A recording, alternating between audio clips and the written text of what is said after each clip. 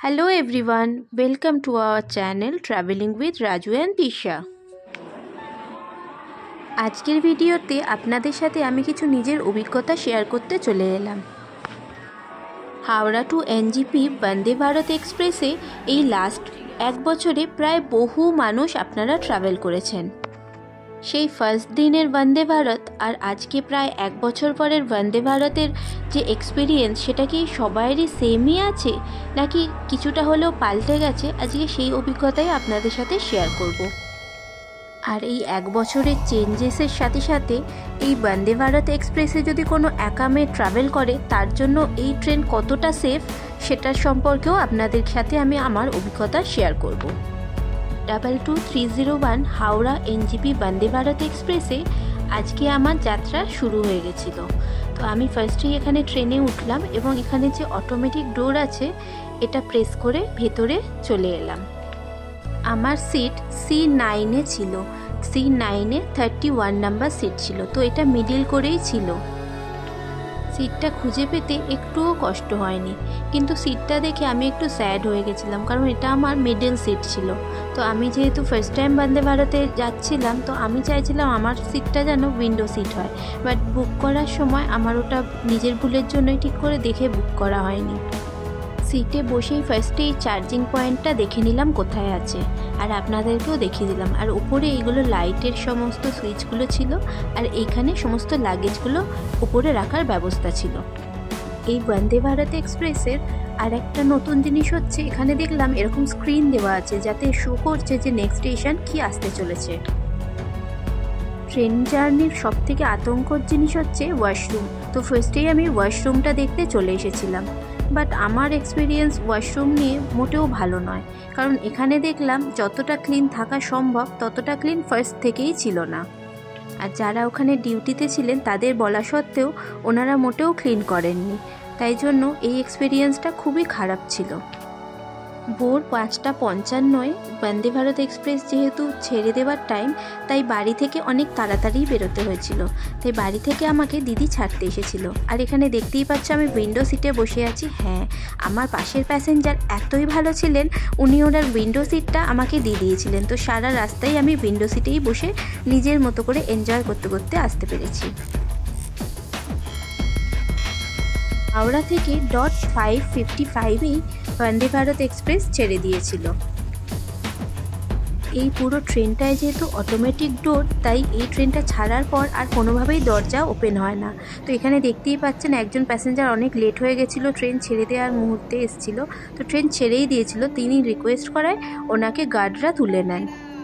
Howrah two NJP Vande Bharat express প্রায় এক বছর হয়ে গেল যাত্রা শুরু করে দিয়েছে, কিন্তু এই ট্রেন নিয়ে এখনও যাত্রীদের উচ্ছ্বাস চোখে পড়ার মতন। ট্রেন ছেড়ে দেবার পর ফার্স্টেই ট্রেনের তরফ থেকে একটা 1 লিটারের জলের বোতল দেওয়া হয়েছিল, এবং যেটা আমাদের ঘুম চোখ ছাড়লেই সবার থেকে প্রথম প্রয়োজন হয় আনন্দবাজার পত্রিকা, সেটা এনে দিয়েছিল। এবং অনেক নানা রকম নিউজ পেপারেরই চয়েস ছিল, বাট বাঙালি তো তাই আনন্দবাজার পত্রিকার সাথেই যেন সকালটা শুরু হয় আমাদের। এরপরেই দিয়ে গেছিলো টি কিট আর একটা বিস্কিটের প্যাকেট। বাট সকালে আমি যেহেতু চায়ের বদলে কফিটাই পছন্দ করি, তাই আমি এটা চেঞ্জ করে কফি নিয়েছিলাম। তো আপনারাও চাইলেই চা আর কফি যেটা আপনার পছন্দ সেটাই নিয়ে নিতে পারবেন। কফি কিটটা ওপেন করে দেখলাম এর ভেতর রয়েছে একটা মিল্ক পাউডারের স্যাচেট, একটা সুগারের স্যাচেট, একটা কফির স্যাচেট, আর দিয়ে গেছিলো গরম জল আর বিস্কিট। বাইরের মনোরম দৃশ্য দেখতে দেখতে গরম গরম কফি এই ঠান্ডার মধ্যে বেশ ভালো লাগছিল। এরপর ঠিক 7:25-এ চলে এসেছিল ব্রেকফাস্ট। আমার যেহেতু ননভেজ মিল ছিল, তাই আমার ব্রেকফাস্টে প্রথমেই দেখতে পাচ্ছিলাম একটা ট্রপিকানা গুয়াভা জুস ছিল। তারপরে আমি এটা ওপেন করলে দেখলাম এখানে আমাকে ব্রেড দেওয়া হয়েছিল, আর ব্রেডের সাথে অপশানে দেওয়া হয়েছিল বাটার, জ্যাম এবং টমেটো কেচাপ, আর অমলেট দেওয়া হয়েছিল। অমলেটের সাথে ছিল কিছু ভেজিটেবলস ফ্রাই করা, যেরকম carrot, potato, green piece, beans, এগুলো সব ফ্রাই করে দেওয়া হয়েছিল। আর সল্ট আর ব্ল্যাক পেপারের স্যাচেট দিয়ে দেওয়া হয়েছিল, যে যার পছন্দ মতো নিয়ে সেটা ছড়িয়ে খেতে পারবেন। আর তার সাথে দেওয়া হয়েছিল লটি চকো পাই। এই ট্রেনের উইন্ডোর এই যে সানগার্ডটা আছে, এই ব্যাপারটা আমার খুব ভালো লাগলো যে এই সানগার্ডের জন্য বাইরে দেখতে কোনো রকম প্রবলেম হবে না বা রেস্ট নিতেও যাত্রীদের কোনো প্রবলেম হবে না। এটা খুব সুন্দর একটা ব্যবস্থা। এরপরে 8:40-এ এই মশালা টিটা চলে এসেছিলো, বাট মশালা টিটা আমার সত্যি বলতে অতটাও ভালো লাগেনি, বাট ঠিক আছে, ঠান্ডার সময় গরম গরম একটু খেতে মন্দও লাগেনি। ট্রেন যখন ফারাক্কা ব্রিজের ওপর দিয়ে যাচ্ছিল তখন দেখলাম ওখানে বেশ কাজ হচ্ছিল ওখানে, আর দেখতে এত সুন্দর লাগছিল বাইরেটা। Thanks to my co passenger যে আমাকে উইন্ডো সিটটা দিয়ে দিয়েছিল। আপনারা ট্রেনে ট্রাভেল করলে আপনাদের কারোর কি এরকম প্রেফারেন্স থাকে যে আমায় উইন্ডো সিটই পেতে হবে আর আমাকে লোয়ার বার্থ পেতে হবে? আপনাদের এরকম কোনো প্রেফারেন্স থাকলে আপনারা আমাকে কমেন্ট করে অবশ্যই জানাবেন। ট্রেনে মেন রোড দিয়ে ওঠার পরে যে প্যাসেজটা আছে সেখানে এক সাইডে এরকম ফ্রিজার, হটকেস এইরকম ব্যবস্থা করা আছে। সমস্ত প্যাসেঞ্জারের সমস্ত যে খাবার সেগুলো এখানে রাখা আছে। এই বন্দে ভারত এক্সপ্রেসের ফার্স্ট স্টপেজ ছিল বোলপুর এবং তারপরে স্টপেজ ছিল মালদা টাউনে। তো এই স্টেশনটা মালদা টাউন।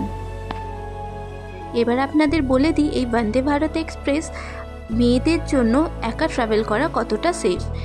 অ্যাকচুয়ালি আমি নিজে এই ট্রেনে একা ট্রাভেল করছিলাম, তো এই ট্রেনটা এতটাই সেফ যে 5:55 থেকে ছাড়া থেকে 1:35-এ যে এনজিপি পৌঁছলাম তার মধ্যে কোনো রকম কোনো প্রবলেম হয়নি। আর এর মধ্যে 2-3 বার অন্তত টিটি যিনি ছিলেন উনি এসে দেখে গেছেন এবং কথা বলে গেছেন, বা ওখানে স্টাফরাও যারা ছিলেন জিজ্ঞেস করে গেছেন কোনো কিছু প্রবলেম হচ্ছে না তো, কোনো কিছু দরকার নেই তো ওনারা এত ভালো ওনাদের হসপিটালিটি যে সত্যিই এটাই আমায় ভালো বলতেই হবে। এরপর 11:45-এ আমার লাঞ্চ দিয়ে গেছিলো। লাঞ্চের মধ্যে ছিল জিরা রাইস, 2টো রুটি, মসুর ডাল, 2 পিস চিকেন দিয়ে চিকেন কারি, আর আলু পটল দিয়ে একটা ভাজি, সাথে মিষ্টি দই, পিকল আর সল্ট। খাবারের পরিমাপ আমার জন্য অনেক বেশি মনে হয়েছিল, বাট যারা খেতে ভালোবাসেন তাদের জন্য মনে হয় ঠিকই আছে। প্রতিটা খাবারের স্বাদই মোটামুটি ছিল। আর লাঞ্চের পরে দিয়ে গেছিল মাদার ডেয়ারির একটা ভ্যানিলা আইসক্রিম। এত তাড়াতাড়ি হাওড়া থেকে এনজিপি পৌঁছানোর জন্য বন্দে ভারত এক্সপ্রেস খুবই ভালো ট্রেন, আমার নিজের এটা মতামত। এবং এই ট্রেনে ট্রাভেল করা খুবই সেফ। আর এই ট্রেনে শুধু একটাই প্রবলেম আমার যেটা মনে হয়েছে, আপনাদের বলেছি ওয়াশরুমের, ওটাই শুধু প্রবলেম। এনজিপি থেকে কোথায় কোথায় ঘুরতে গেছিলাম তার সমস্ত রকম ভিডিও নিয়ে নেক্সট ভিডিওয়ে আপনাদের সাথে দেখা হচ্ছে। ততক্ষণের জন্য টাটা।